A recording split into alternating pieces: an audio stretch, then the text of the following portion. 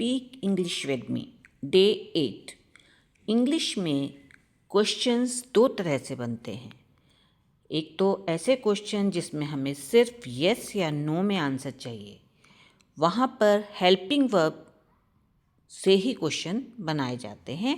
जैसे यहाँ आप देख रहे हैं, be verbs is, am, are, was, were और डू फॉर्म जैसे डू, डज, डिड या फिर विल, कैन, इस तरह के वर्ड से यस या नो वाले क्वेश्चंस बनते हैं।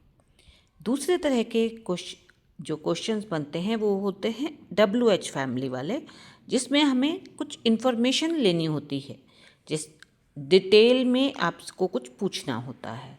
तो उसमें हम इस तरह के question what, where, when, why, whom, which, whose, how, इस तरह के वर्ड से क्वेश्चंस बनाते हैं। तो अब हेल्पिंग वर्ब से जो क्वेश्चन बनते हैं उसका क्या फॉर्मूला है? पहले हेल्पिंग वर्ब आएगा, उसके बाद सब्जेक्ट और फिर वर्ब। जैसे डू यू लाइक टी, क्या तुम्हें चाय पसंद है?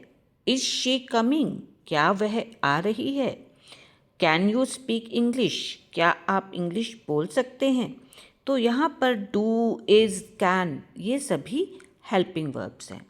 एक यहाँ पे और भी आप देखिए, इसमें सभी जो क्वेश्चंस बन रहे हैं, हिंदी में तो सिर्फ क्या लग रहा है, लेकिन इंग्लिश में अगर हमें एबिलिटी बतानी है तो कैन का यूज़ करेंगे।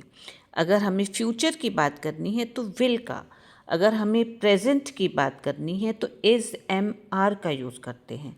अगर हमें पास्ट की बात करनी है तो डू, डिड का यूज़ करते हैं।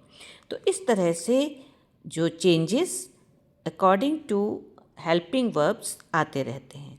दूसरे तरह के जो सेंटेंसेस बनते हैं, क्वेश्चंस बनते हैं, वो है WH फैमिली के। वेयर डू यू लिव, जिसमें हमें इंफॉर्मेशन जो है वो मांगनी होती है। वेयर डू यू लिव, आप कहाँ रहते हो? वह क्यों परेशान है? Why is he worried? तो आई होप कि आपको इन्फॉर्मेशन अच्छी लगी होगी। इसी तरह के और वीडियोस के लिए मेरे साथ बने रहिए। Thank you.